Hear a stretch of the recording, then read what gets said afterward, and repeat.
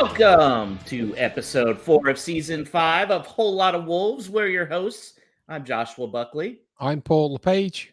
Joining us once again, our fantastic producer from New York City, Mr. Alex Patakis. Hey, guys. On socials, it is the famous at Baltimore Wolves, otherwise known as Danny Paletti. Or infamous. Good evening. Yeah, infamous. Yeah.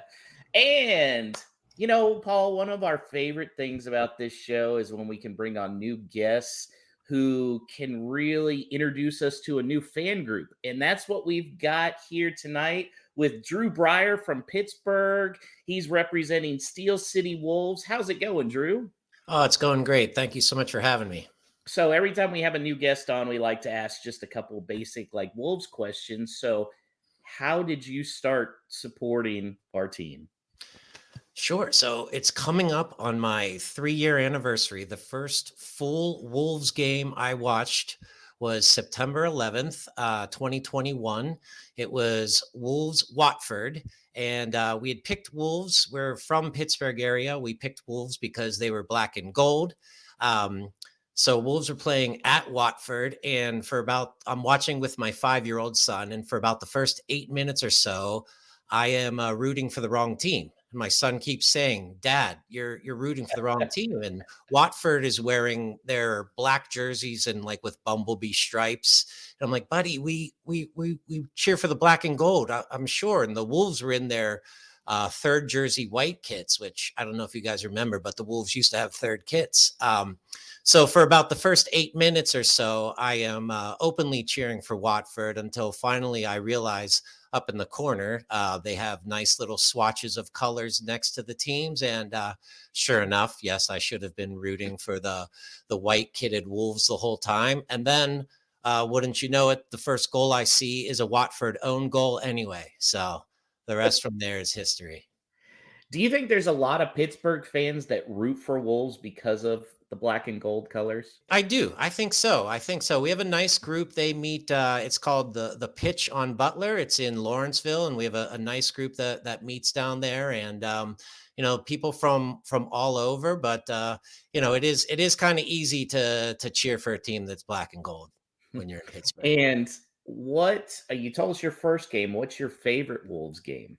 Favorite Wolves game was the introduction to Craig Dawson, Wolves Liverpool, another own goal to start it out, then a Dawson banger, and then finished out with Adama to Ruben Neves on the breakaway. And Ruben was always our favorite. So that's definitely a favorite Wolves game.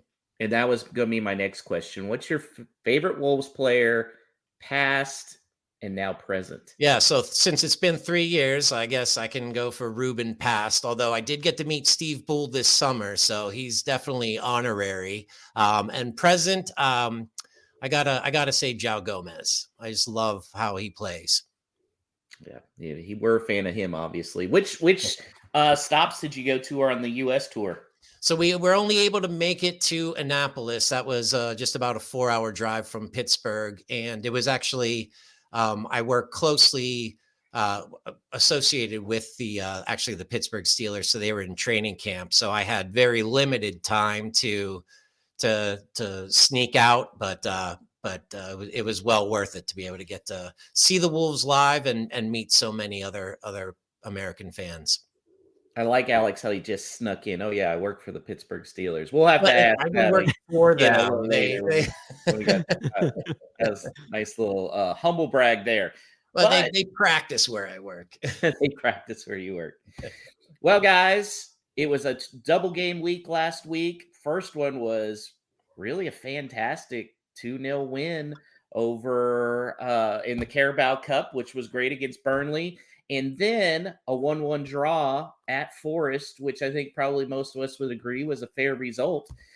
So, Paul, there were a lot of positives I felt from both those games, but the really interesting one was in Saturday's game. Sunday's game. Yeah, Sunday's game. No, Saturday's game. This Labor Day weekend has just thrown me completely off in the 2 weeks. Saturday's game. Wolves put Craig Dawson back in the lineup, back four with Toady on left back, Aitnery a little further up. What were your thoughts on that? I think it was not reassuring, but he was back in his best judgment, and it went to tell me that the back four is here to stay. Now, whether what's gone on with the transfer window and the incomings that we'll talk about impacts on that, we'll see. But I think it was an interesting move. I think it reinforced what he wants to impart on the team and how they're set up. And I think where he's talking about switching styles and things like that to switch into a back four and accommodate the players within there, I don't think it's necessarily down to the fact that he needs two out and out quick centre backs to play this high line. I think Saturday showed that he can still play a back four, accommodate Dawson, and it'll work and it'll look more solid. But I just think as performances go, him slotting back in, certainly as it went on during the game and into the second half, where you'd probably say they shaded it more than us, it just seemed that time after time, block after block, it was Dawson. So he came in and just added a tremendous amount with his presence. Can that be sustained over a long season at his age? We'll have to see about that. But I just think he gives some idea of where this team is going in terms of shape-wise, that it's going to be that four at the back going forwards. Man, I feel like there was a podcast out there that was saying Dawson needed to come in to, calm things down. Drew, another big improvement, I guess you could say, for the defense was new arrival Sam Johnston in goal. He was my man of the match. I thought 2 fantastic saves. What was your thought on his debut for Wolves? Well, I got to say, I think when that first goal went in, it was almost in slow motion, and it almost even reminded me of a certain Max Kilman versus West Ham goal that got wiped away last year at the end of extra time, because I wasn't sure if their guy was in the way of Sam or not, but it was a weird kind of situation there. But he kind of got his feet under him, and I guess speaking of feet, I felt his distribution was pretty solid for most of the game, and he had that incredible save on Gibbs White, and I'd say, yeah, all in all, I mean, if the alternative was Aaron Ramsdale, I sure would take Sam Johnston's debut. Yeah, I thought it was a fantastic debut, and be curious to see what's going to happen with the Wolves keeper situation going forward, which we will talk about a little bit later. Paul, Matheus Cunha was free to roam up top, doing a great job. You could maybe argue in the game on Saturday he was playing a little too much hero ball, but overall, how do you like the way he's being used right now? I think he's being used fantastically, and it just suits his game so naturally to take up that particular role that it's like a traditional number 10, but much more licensed. And I think when you see the clips that are doing the rounds in terms of breaking down his touches and his moves, the amount of time he's dropping deep and picking up the ball from that left-hand side of the pitch and advancing from there, it's time and time again. And that's really showing where his strengths lie and the opportunity to really build on that. Now, you mentioned about playing a little for himself. I'm inclined to agree, but I think this is where the team's got a gel and the forward players have got a gel, and the players around him have got to be cognizant of what he's going to do with the ball and be in the right place at the right time. So if he's dropping deep, if he's going to be that creative spark, then is Out-Nuri kicking on to give that out ball on the left, or is he coming inside to pick up a ball and potentially become that extra attacker in the box? And the same goes for whoever's playing on the right hand side as well. So I think creativity creativity wise, it works perfectly for Cunha's game. Our others have just got to get used to what the opportunities he's going to bring about. I think one of the things too was he was pretty hyped for that game because it's very obvious he hates Forest. He hates Forest a lot, and I think he definitely wanted to score. So he wasn't the one that scored. It was the Bella Guardian of the Galaxy who fired a banger, Drew, and it was a few minutes after really what felt like a gut punch from Nottingham Forest. I mean, how huge and how crazy was that goal considering Wolves didn't score outside the box all year last year? Yeah, not in Premier League competition. That was awesome to see. A great response within just a couple of minutes, and I love that he took it without even taking a touch. Earlier in the week against Burnley, Lima did that when Dawson sent him down the line, and like his first touch was the cross to Guedes for the goal, and then sure enough, on the weekend, there's Bellegarde, and just with the flow of the game, he that was a gorgeous shot. It was Rubenesque, if you will, but it was fun to see. I want to see him get a little stronger on the ball, though. I feel like he does kind of, like, a couple of times he was getting knocked over, and I think even once he got called for the foul when he was getting taken to the ground. So, I think they got to find the right spot for Bellegarde, but if he keeps putting shots like that in, I mean, he'll keep his spot. He's showing there that he's got that in his arsenal now, though, because it's turning into a little highlight reel of those types of goals that he's scoring. So again, I think you're right, Drew. It's fitting those types of players in, but when you have got him and he's got that in his skill set, it opens up another dimension, and it's another threat. It's something that the opposition have got to be wary about. And even if it doesn't come off for him, does that threat open something up for another player? So I think it's good that he's got that to really threaten and to be a goal threat with. Well, let's look back at the Burnley game as well, the 2-0 victory. And Guedes had a brace, Paul.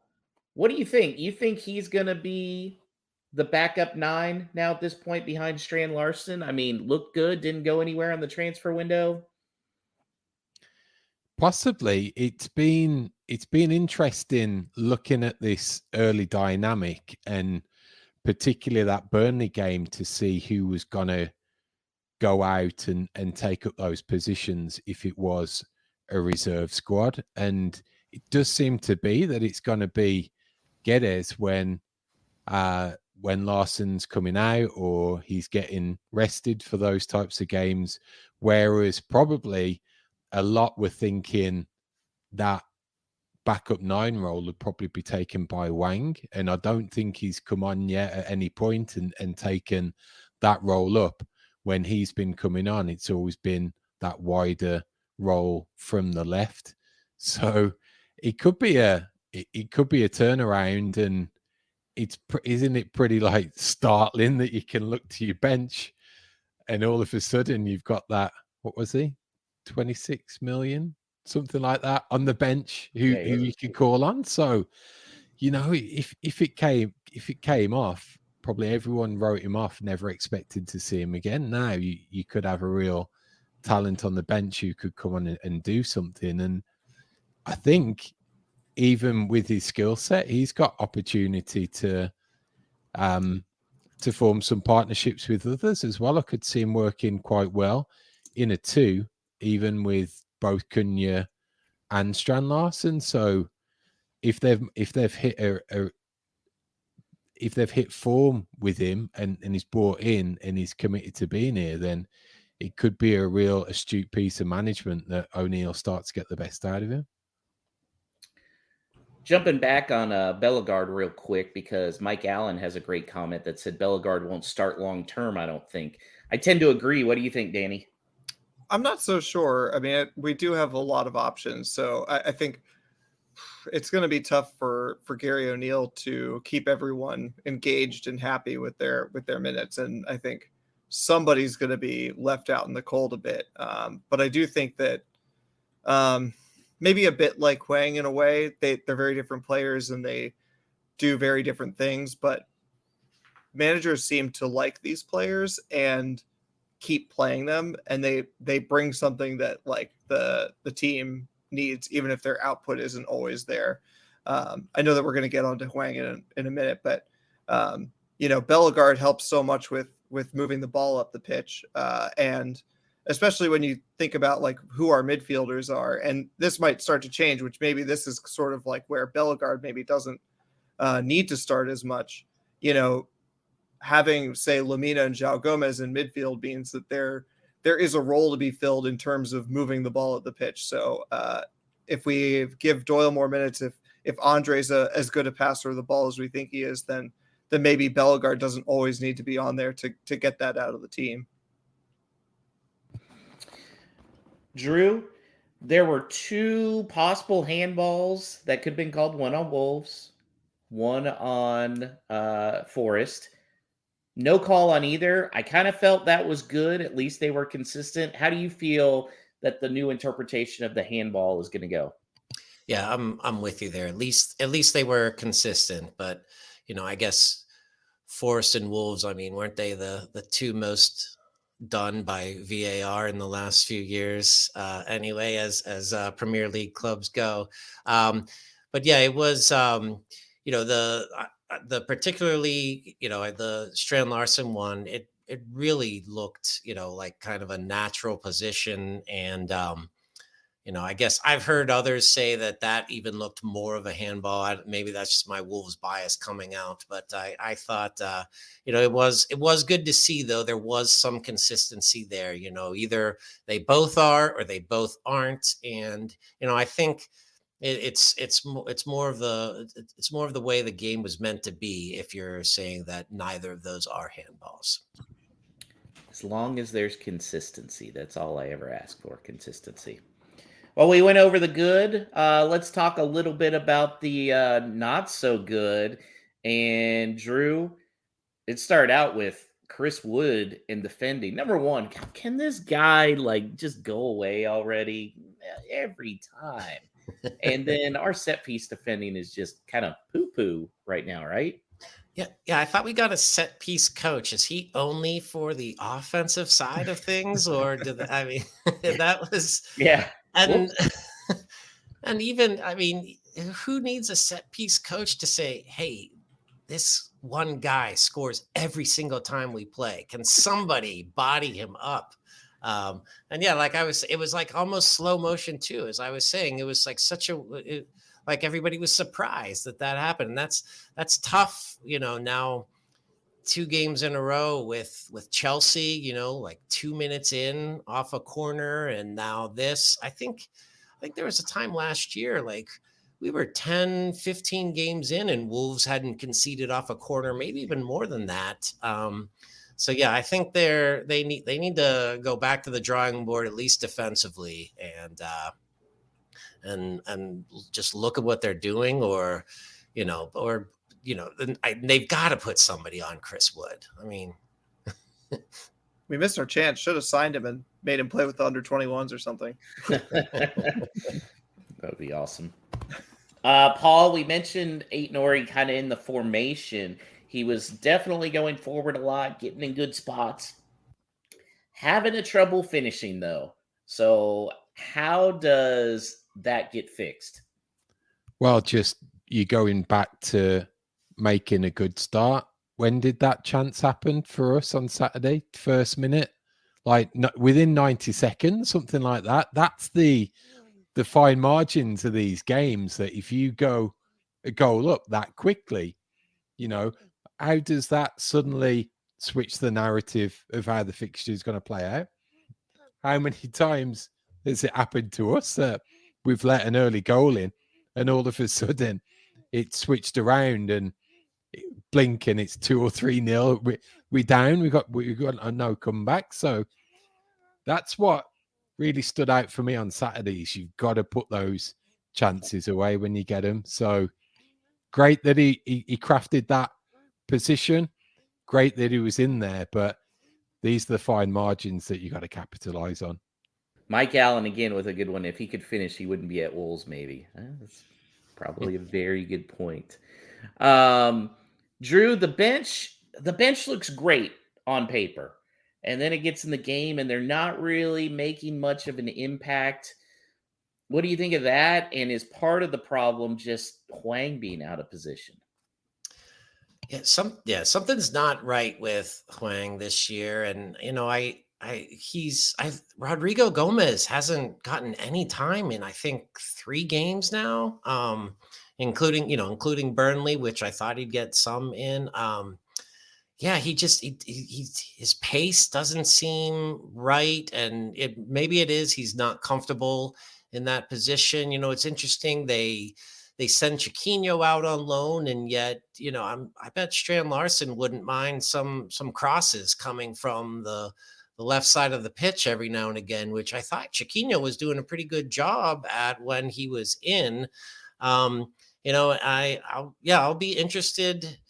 I guess they had to kind of shore up the D and the back four and make sure that was doing what it's supposed to do. But I'll be interested in the next couple of games, how Gary kind of figures this out. And even, we've got some more wingers too after the transfer window. So, or maybe is Hwang gonna, maybe lose some additional minutes to the likes of Carlos Forbes too. Yeah, it's going to be interesting. Paul, you predicted Wolves were going to win the Carabao Cup. They're going to have to go through Brighton next round. Still feeling good about that? You got to be, haven't you? But just you cringe when those draws come out. It's like, oh, not again, or not them, or not away from home. We're never going to have that perfectly smooth road all the way to Wembley. But come on, man, Brighton away, no. Our smooth road was the FA Cup last year, Paul. Well, prior to Saturday's game, it was a very busy transfer window, which Danny was not too pleased about because he was on the car on the way to the mountains for a wedding. I hope you weren't driving that whole time, Danny, because you were sending a lot of texts. Anyway, some very interesting moves. Aaron Ramsdale, that broke down really kind of quickly, and so they picked up Sam Johnston. Paul, did you like the move? I did. I think when it all came down to it, if it was the structure of the deal, wages, perhaps, Ramsdale was a lot, and Southampton probably got him at a premium based on him going from Arsenal to Southampton. That's a big gamble for them to try and secure safety based on spending big on a quality goalkeeper. Whereas I think there's value in Sam Johnson. It certainly solves a homegrown headache for the short term. I'm guessing they might have their eye on who's going to be number one in not maybe next season, but a season or two's time. They're probably looking at a wider berth of keepers who are probably a little bit younger, who can maybe come in and start to challenge him. But overall, I think safe pair of hands. As Drew mentioned, distribution you can see is better. When you add all of that up, it starts to make a lot of sense, I think. Yeah, and there were a few other deadline moves. I mean, one of the big ones was getting Carlos Forbes and getting him on loan with an option. I mean, the option's going to be pretty small, I think, but that was still good, able to kind of kick the can down the road as far as transfer fees. He's going to be the replacement for Neto, ideally. But Paul, the surprise of the window was Brazilian international Andre, who is arriving on a permanent deal from Fluminense. Did I get it right, Danny? Fluminense? We'll work on it. Yeah. Well, Paul, earlier you had an opportunity to speak exclusively to UK-based reporter and Fluminense fan, Fred Caldeira from TNT Sports in Brazil. So let's hear what Fred had to say. So, Fred, from our side, the The move came about quite unexpectedly. There's little speculation. Was it the same in Brazil on the Fluminense side? It was. It was. We expected André to go. There was a lengthy negotiation with Fulham happening, I believe, for a couple of weeks. But that stalled at some point, and then as we were reaching towards the end of the transfer window, there was this new expectation that maybe André would stay, which could be good for the football side of Fluminense, but it would be a problem for the finances of the club. They were counting with selling André to Europe. So it was a surprise. It was a surprise that with, I don't know, few days to go, Wolverhampton appeared on the scene. Part of the reason on our side was that we seemed fairly loaded in terms of the central midfield position. So what do you think will be André's preferred position and formation, especially when it comes to transitioning to a new country and the demands of the Premier League? He is the type of player that since the academy is in a very young age, he's very adaptable.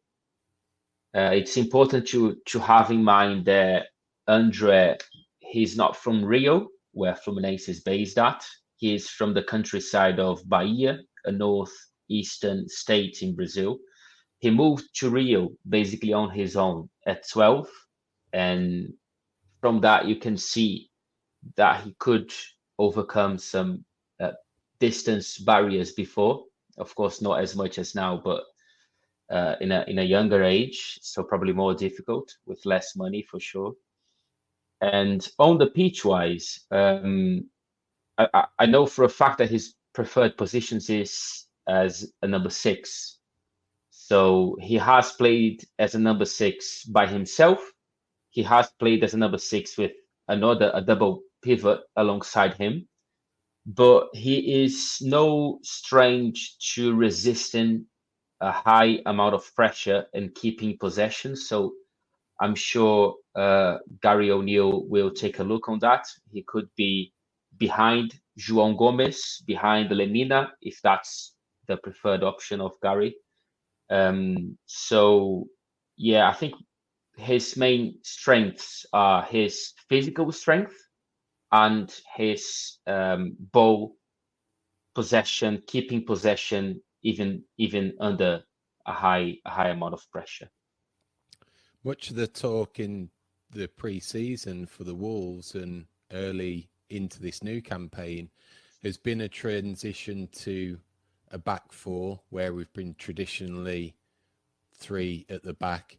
Do you think this move complements that well, in that he could take up a position that effectively allows that transition and offers a shield in front of that centre-back pairing?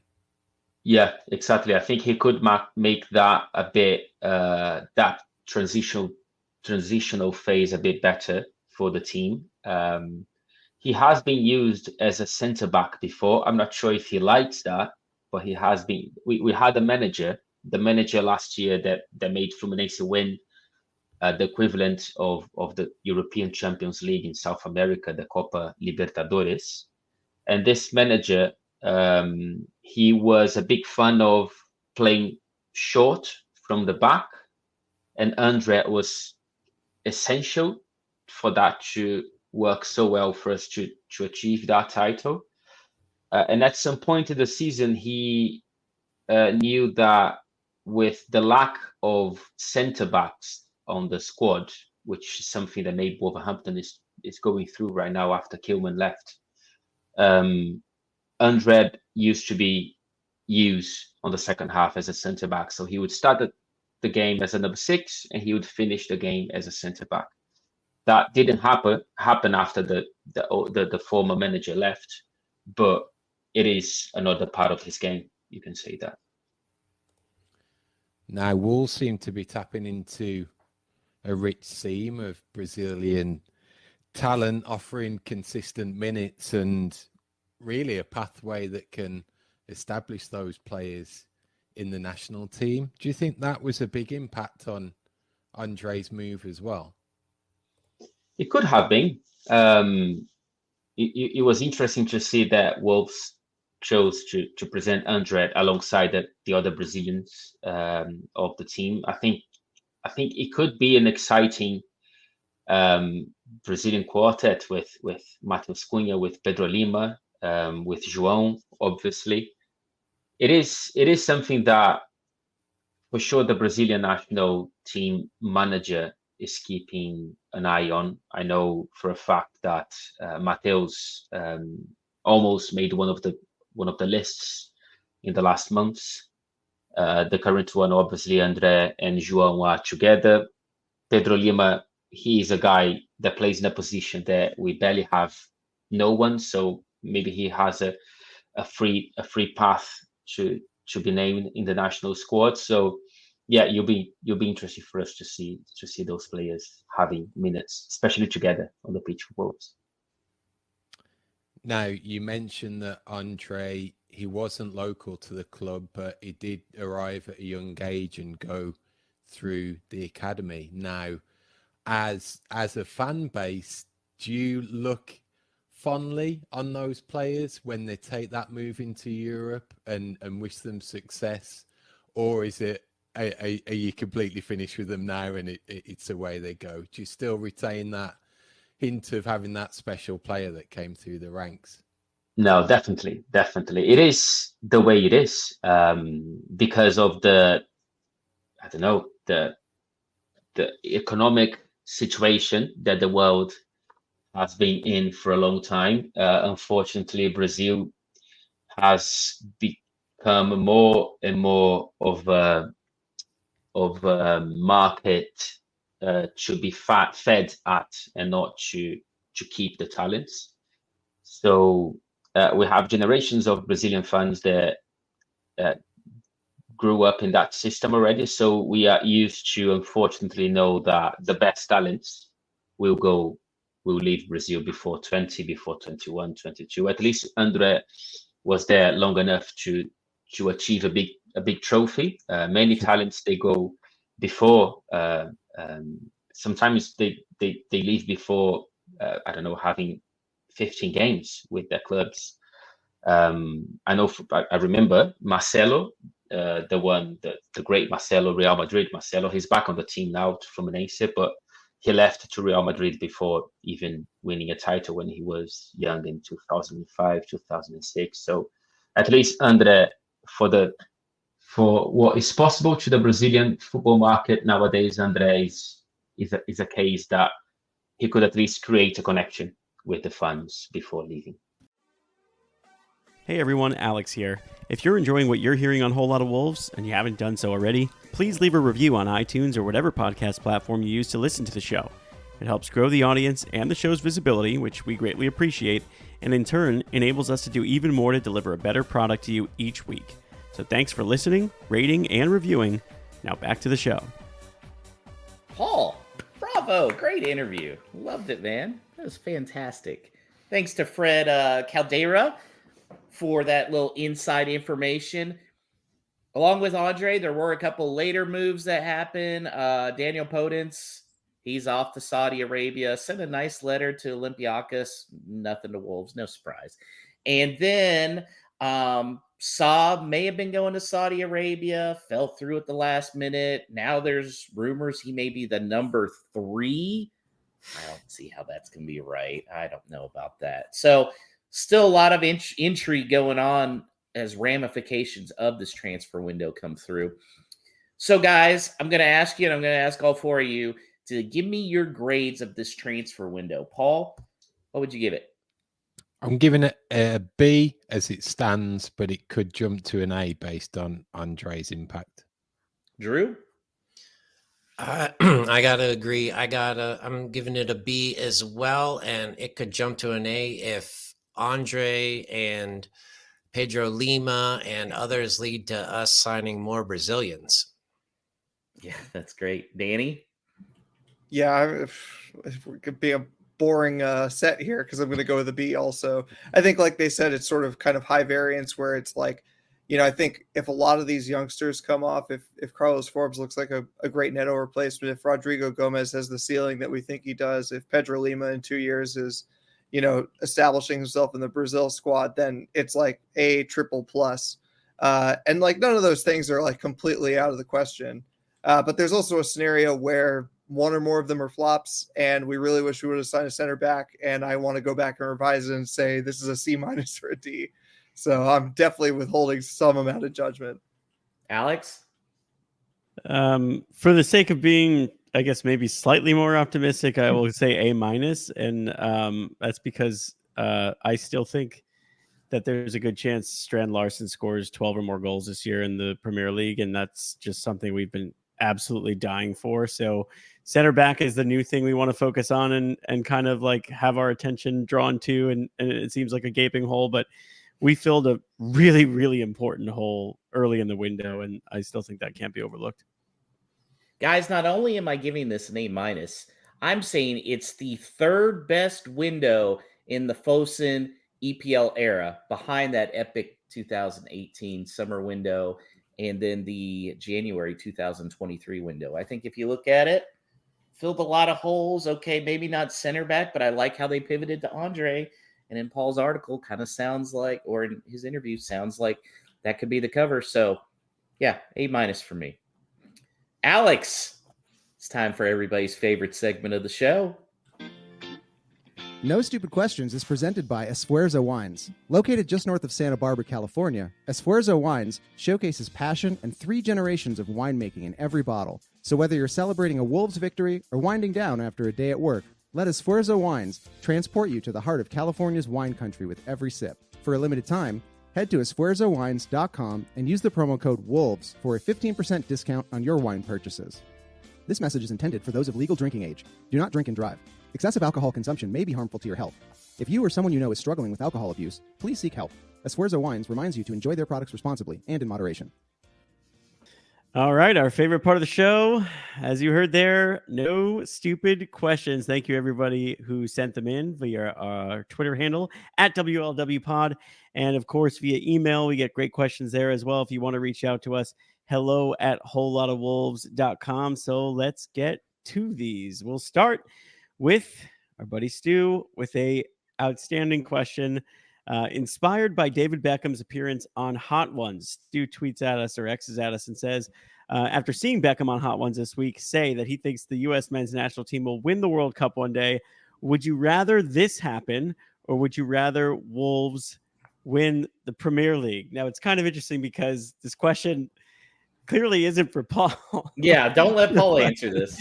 But I feel like you could maybe even just put England where it wouldn't be as much of a stretch, but you could probably modify it for Paul. But let's start with you, Josh, as a devout U.S. men's national team fan.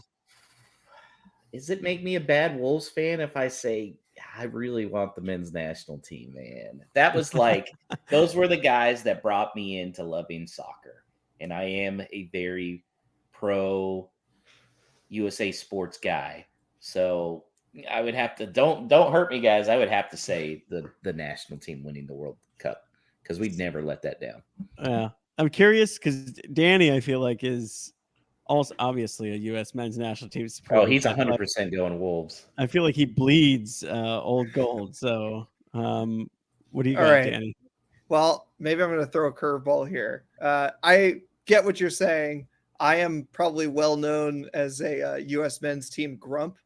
And I think that a lot is sick with the organization from top to bottom.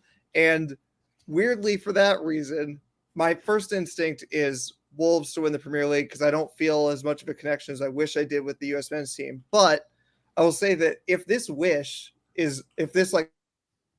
fulfillment means that like all the conditions happen also to get to that point, because first of all, the answer from David Beckham is insane. They will win at some point. What are you talking about? Before the heat death of the universe? Like, he put no timeline. Oh, they'll win in the next 40 years. Like, just literally at some point people still play soccer. The US will win the World Cup. Fine, whatever. But if all the things came true that would have to happen to get us to that point, it would completely change and reshape American sports. Mhm. So I think I'd have to go with that, just because I think that also, if we're talking about like how long that would take, Wolves might win the Premier League during that time anyway. Multiple like, times. I have more faith that Wolves could pull a Leicester than the U.S. men's team could win a World Cup in my lifetime. So Nice. Drew, what do you think? Yeah, as I'm reading it, and it says we'll win the World Cup one day. That was my first thought too, Danny. One day in my lifetime, or just one day? Do I get to witness this? That is a In key. that case, yeah, I think. Yeah, I gotta say, I think I would. I'd have to go country over club in this situation. I would, if it was one day and one day in my lifetime that I got to see the U.S. men's national team win the World Cup, I think that would be pretty amazing. Paul, England or Wolves? Definitely Wolves. And I'd say it was prior to Premier League football, I was obviously more 50-50. But then when you're coming up against those players that are on the national team and everything, and you might not start to like them so much because you're facing them on a weekly basis, and Declan Rice in the centre Arsenal's midfield, it's just so hard to then go and cheer him on and everything. But I'm firmly club over country. You cut me open and it's old gold and black blood rather than red and white. Yeah. God, they're going to call us tourists now. I just know it, Alex. What'd you say? They're going to call us plastic and tourists now. I accept. Well, I think I'm going Wolves as well. And I think that, as a second generation Greek American who saw them win the Euros and realized that they are not a very good team, even when they did that, it is the frickin' World Cup. But like, someone will always be able to say, or like, take away from or detract from a single tournament over the summer. Players have tired legs. This guy was there. This guy wasn't there. Whatever it may be, and take away from U.S. soccer, even though I agree with Danny, and everything that would take to get to that point would just be absolutely miraculous. But over a 38-game sample size in the toughest league in the world, nobody would ever be able to say shit to Wolverhampton Wanderers. They won this league if it was anything like the landscape it is now, with nation states owning clubs and mega rich clubs. I think it would just be the absolute peak of my sporting fandom in general, because it seems so unlikely. I was trying to explain to my friend who doesn't follow the Premier League how happy I would be if Wolves finished in the top half of the league this year. And that. So could you imagine winning the league? I mean, like, what does that feel like? I don't even know. Like an undefeated season, winning the Super Bowl if you're like a team with a crappy quarterback. I don't even know what to compare it to. So I would go Wolves on that one. And think about how fun your weekends would be. Like, they ruin my weekend every Saturday morning. That's a really good point. I would have 38, or I guess a little less, the midweek fixtures, 38 amazing just days of watching the sport. And that would also mean that the following year you get the Champions League. You're not guaranteed anything if you win the World Cup 4 years from then. So that's true. Yeah, if we wish for the World Cup, do we guarantee that it's like in our time zone? Because let me tell you, it's going to take the shine off it if I like miss half the games because they're all at midnight or whatever. Yeah, but we have to feel morally conflicted because it'll be in like whatever part of the world is the most problematic at that time. Yeah, like World Cup in North Korea. Anyway, all right, great question though. And let's move on to Mike's question. Who says, do you think Fosun don't really understand the relationship with the fans, or really just don't care? This is kind of an interesting one. There was, I would say, right up until like late morning Friday, people were really, really pissed off with Fosun, and now we're all giving A's and B's on the transfer window. But Paul, is it them being out of touch, or is it them being the shrewd businessmen and maybe not having that mushy gushy side we all have for Wolves? Well, you go and mention the weekend and the lead up to the game to have a fixture against, well, the previous weekend, have a fixture, your first home game against Chelsea go on general sale. If that's telling anyone anything about the pulse of the fan base and how wrong Fosun have got it at the moment, it was that, because from years past, that was a sellout fixture after fixture each year. So that sums it up to me, just that the whole approach to ticket pricing. I don't think they care, to be honest, and it's sad, because at one point, whether it's a change in personnel or they've just realised that it doesn't really matter, this golden goose of the fan base is going to continue to turn up, pay the thousands, buy the jerseys. At one point, it thought that they were pretty decent, and they held the fans' views quite closely and took input that way, and that's just diminished over the years. And I think some of the stuff coming, what really pissed me off was hearing some of the stuff from Judah and Keane's live podcast just before the transfer window, saying about the opportunities to sell the club, and they said something along the lines that Fosun were too proud to. And that really rubbed me up the wrong way, because I'm sorry, I'm going to swear. Who the fuck do they think they are? You know, you get one F word, Paul.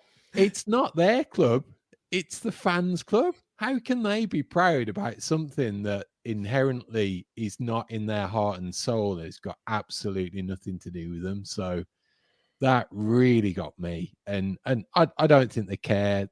That type of stuff sums it up. It's going to have to be a stupid offer for them to even consider a sale, and that's going to be really hard when you are a mid-table team, probably not going anywhere, not going up, not going down, but you haven't got that great infrastructure in terms of a stadium or a cash cow, the hospitality to draw on. So it's just, man, they get it together and just I want better.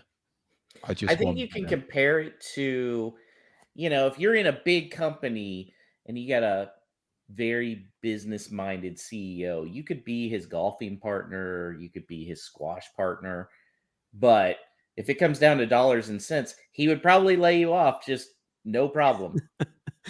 Because, well, I'm sorry, it's just, it's just business. And this is a business expenditure for Fosun. So I think they do care a little, but they care more that the team does well so it can keep making them money. Not necessarily they care well. They care because they want Wolverhampton to be happy. Yeah. Extremely well said. That being the case, let's move on and go to frequent guest of show and good friend of ours, Stone Cold Strand Larson, who asks, who is more likely to secure a spot in the starting 11, Tommy Doyle or Carlos Forbes? Tommy Doyle. The same question. Forbes. But with Rodrigo and Forbes. So we know where Paul lies, but I don't know. Paul, actually, Drew, you want to take the first stab at this one? Because we were kind of talking a little bit about, what might have to change with the makeup of the midfield now and guys having similar profiles, what that means for Bellegarde. When it comes to Doyle and Forbes, who do you think is more likely to actually find a permanent spot in the starting 11? Sure. Yeah. If we're talking permanent spot, I guess by the end of the season, I still think it's Doyle. I still think Forbes is a little young, but I guess I don't want to kind of backtrack on this, but I feel like, if they're looking to be playing three midfielders, then I think Tommy might just be a little more more natural of a fit. I think Forbes is still pretty raw. He's 20 years old. I know he looked great in the Man City Academy and the under 21s, the U18s even and everything, but he wasn't setting the world on fire at Ajax. So I I'm gonna for this one. I'm gonna go Doyle.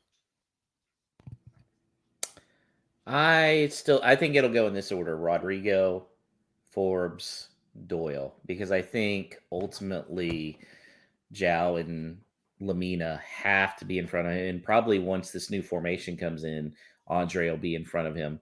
He'll probably be in every game because he'll probably come off the bench, and whenever Gomez is suspended for cards, Doyle will be the guy. But I still think Rodrigo Gomez. I mean, obviously, I said at the beginning of the season I thought he'd lead Wolves in scoring. Not ready to jump on that to jump off that bandwagon yet, but so that's my thought. Yeah. Well, Paul, I know you're Mr. Tommy Doyle. You've got him as the future captain. Is there a situation where he gets into this 11 other than yellow card accumulations, which João Gomes might set a record for this season? I feel like.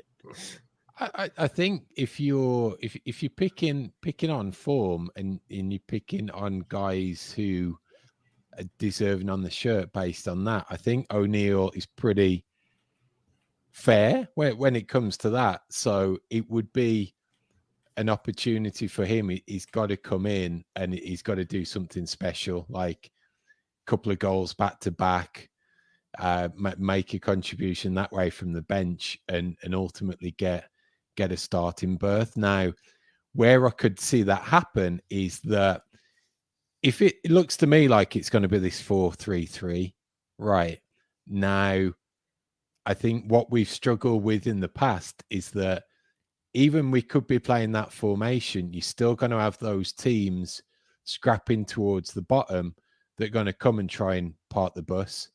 So even though we've effectively got the extra attacker, we're still going to struggle with in those games if he's not cute and switching it around. Now, he's got a couple of options to do that.